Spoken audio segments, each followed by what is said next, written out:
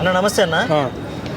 ఏదైతే గత ప్రభుత్వంలో కొన్ని వ్యాపార సంస్థలు వెనక్కి వెళ్ళిపోయాయో, సింపుల్ గా పేరు చెప్పుకోవాలంటే లులు మాల్, అంటే దాదాపుగా 3,000 కోట్ల రూపాయల ప్రాపర్టీ ఇన్వెస్ట్మెంట్ వెళ్ళిపోయింది. ఇప్పుడు మళ్ళీ వైజాగ్ తరలి వచ్చింది. ఎలా ఎలా చూడాలి ఈ గోడని? గత గవర్నమెంట్లో ఒక లులు మాలే కాదండి, మొత్తం కంపెనీలన్నీ వెళ్ళిపోయినాయి. మళ్ళీ ఈరోజు కూటమి ప్రభుత్వం రాగానే అక్కడ ప్రజలకి ఒక నమ్మకం వచ్చింది, అలాగే పెట్టుబడులకు పెట్టే వాళ్ళకి కూడా ఒక నమ్మకం వచ్చింది. అందుకని ఈరోజు 1 by 1 ఈ 10 నెలల ఎన్డీఏ కూటమి పాలనలో అక్కడ పవన్ కళ్యాణ్ గారు, చంద్రబాబు నాయుడు గారు వారి పరిపాలన బాగా నచ్చి కంపెనీలు 1 by 1 వస్తున్నాయి. ఇంకా రాబోయే రోజుల్లో మొత్తం వెళ్ళిపోయినాయి అన్నీ వస్తాయి. అది కాక మైక్రోసాఫ్ట్ కానీ, గూగుల్ కానీ అన్ని కంపెనీలు వస్తాయి. అలాగే లులు మాల్ కూడా ఇప్పుడు అదొక పెద్ద కంపెనీ ఈరోజు వైజాగ్ వచ్చింది.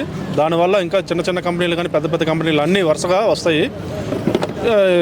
అక్కడ కూటమి ప్రభుత్వం నాకు తెలిసి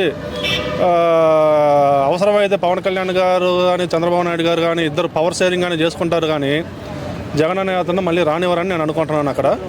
అందుకని అక్కడ కంపెనీలకి ఒక భరోసా వచ్చింది. అట్లీస్ట్ ఒక 15-20 సంవత్సరాలు అయినా కూటమి ప్రభుత్వం అక్కడ గవర్నమెంట్లు ఫామ్ చేసిద్ది కాబట్టి కంపెనీలు అనేవి వస్తున్నాయి ఇప్పుడు మళ్ళీ. ఇప్పుడు నిరుద్యోగులకి ఇది ఒక భరోసా అనుకోవచ్చా? అవును, 20 లక్షల ఉద్యోగాలు మొన్న గవర్నమెంట్ అక్కడ సూపర్ 6 హామీలో యువతకి 20 లక్షల ఉద్యోగాలు అని చెప్పారు. అలాగే గౌరవ ముఖ్యమంత్రి చంద్రబాబు నాయుడు గారు కానీ, జనసేన అధినేత పవన్ కళ్యాణ్ గారు కానీ ఇచ్చిన హామీలు నెరవేర్చడానికి ఒకవైపు పింఛన్లు అయితే ఇప్పుడు పింఛన్ 4,000 ఇస్తున్నారు. స్టార్టింగ్ 7,000 ఇచ్చారు, 3 నెలల్లో 1,000 రూపాయలు కూడా కలిపి. వికలాంగులకు 6,000 ఇస్తున్నారు, మంచాన ఉన్న వాళ్ళకి 15,000 ఇస్తున్నారు. ఆంధ్రప్రదేశ్లో ఇస్తున్న పింఛన్లు దేశంలో అక్కడ లేదు. అలాగే 3 గ్యాస్ సిలిండర్లు ఉచితంగా ఇస్తున్నారు. అలాగే రేపు మేలో ఎంతమంది పిల్లకాయలు ఉంటే అంతమందికి 15,000 ఇస్తానని చెప్పారు. అలాగే రైతులకి 20,000 ఇస్తామని చెప్పారు, అది కూడా రేపు మేలో వస్తుంది. చెప్పిన ప్రతి హామీ నెరవేరుస్తున్నారు.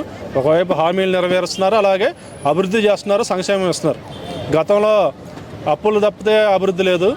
ఇప్పుడు ఆ అప్పులన్నీ తీరకపోయి పాతాళానికి వెళ్ళిన ఆంధ్రప్రదేశ్ ఈరోజు మళ్ళీ పైకి వస్తుంది. రాబోయే రోజుల్లో ఆంధ్రప్రదేశ్ అమరావతి మరో హైదరాబాద్లో డెవలప్ అయ్యింది. మ్యాక్సిమం ఇంకా 2-3 సంవత్సరాల్లో అక్కడ ఐటీ కంపెనీలు కానీ అన్నీ వచ్చేస్తాయి. మ్యాక్సిమం చాలా వరకు హైదరాబాద్ ఖాళీ అయ్యింది. Okay, thank you.